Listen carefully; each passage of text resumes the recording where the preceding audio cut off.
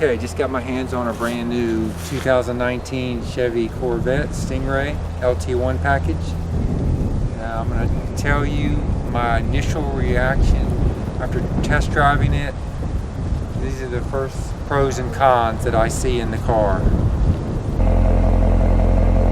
First thing I liked about this car when I took it for a test drive, first thing I noticed was the nimbleness or responsiveness of the steering, and just the steering wheel in general. It's smaller than most steering wheels, and it was just real easy to drive. You don't have to turn it much one way or the other to control or turn the car. It's very nimble. All right, the next thing I noticed was the overall ride quality. I thought it was quite smooth. I was expecting the ride to be a lot more bumpy and raggedy, and just every time you'd go over a little bump the car would shake and rattle, but no, it was actually quite smooth. Very impressive. And the third thing I like is right away is it has different driving modes, so you can put it in touring mode or sport mode or whatever, and when you adjust it, it'll adjust the volume or the loudness of the exhaust. And if you like a loud car and a loud exhaust, it's got it. And if you don't, if you're more like me, you don't need a lot of loud volume in your exhaust, and you can just keep it on the eco or the weather or the touring mode. I usually just leave it in touring mode myself.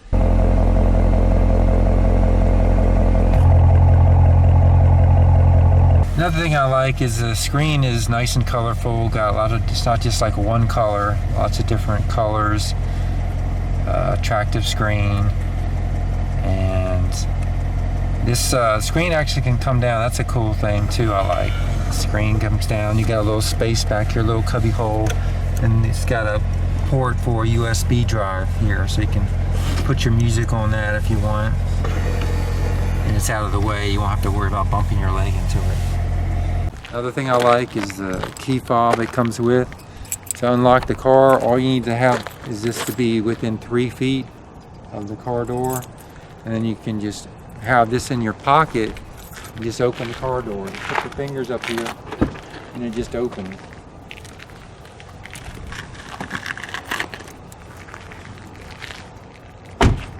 Okay, and then when you're ready to get out, you can just leave the key in your pocket, your key fob in your pocket, press the lock, and then just close the door. And the car's locked and you're good to go. So you can just leave the key fob in your pocket at all times. You don't need to take it out for any reason.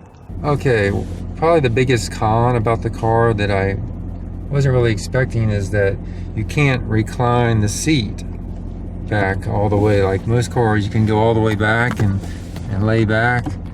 This one will only go back so far because you have this part of the car here where I guess the transmission is under here, but it's, there's no room to take the seat back any further, so you can't recline back, and that's nothing you can do about it. This is as far back as I can go. So, and another thing is the narrowness. It's a very narrow seat, so if you got a wide ass, you're not gonna fit. I'm tall, 6'5". I've got about 1 inch extra headroom when I adjust the seats to my liking, and my feet, my knees aren't bumping here, so I've got enough room, being that I'm so tall. But so if you're tall or you're short, I can't see it being a real problem driving it. But if you're fat, if you're too wide, you might have a problem. And it's not a type of car, like you can't recline the seats back and you can't like relax in it. So you can't just come out, get in your car and put your leg up and just sort of relax. Nah, it's not made for that. It's strictly made for getting in it and driving. It's fine for driving, but don't think you're gonna just jump in it and just chill out and relax. I can't do that. It's one of the drawbacks. Another thing, like this part here, like if you're at a stoplight and you're real tall, you're going to be doing this. This does swoop down quite a bit. So like whenever on certain stoplights, I got to go like this, wait for it to turn green. So got to deal with that. All right, and another con I would say would be blind spots. It's got pretty bad blind spots on each side. You just got to get used to that. You got to get used to using your mirrors. Okay, let's talk about the stereo that comes in the car. It's called a Bose Premium Sound Package, 9 speakers. It's pretty good. It's real bass heavy, so I cut the bass down a little bit. I wanted to show that in the car. I'd give it about a 7.5 out of 10. It's okay, but a car like this, I expected a little better. If you're a big bass heavy person, you probably like it just fine, but for me, could use a little improvement, but I'll take it. Okay, one of the quirky things about this car I noticed, I thought something was wrong at first, but look at this window. When you open the door,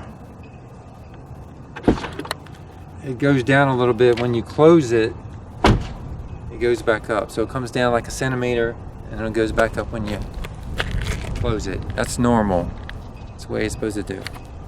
Another quirky thing about this car is the tires, when they're cold and like when you're first backing out of your driveway in the morning, they make like a thumping noise. So until they get warmed up, the first 30 seconds you're driving the car each morning,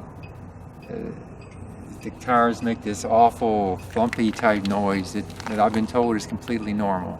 Never heard that sound or that feel on a car before, so that's new to me. I have to get used to that.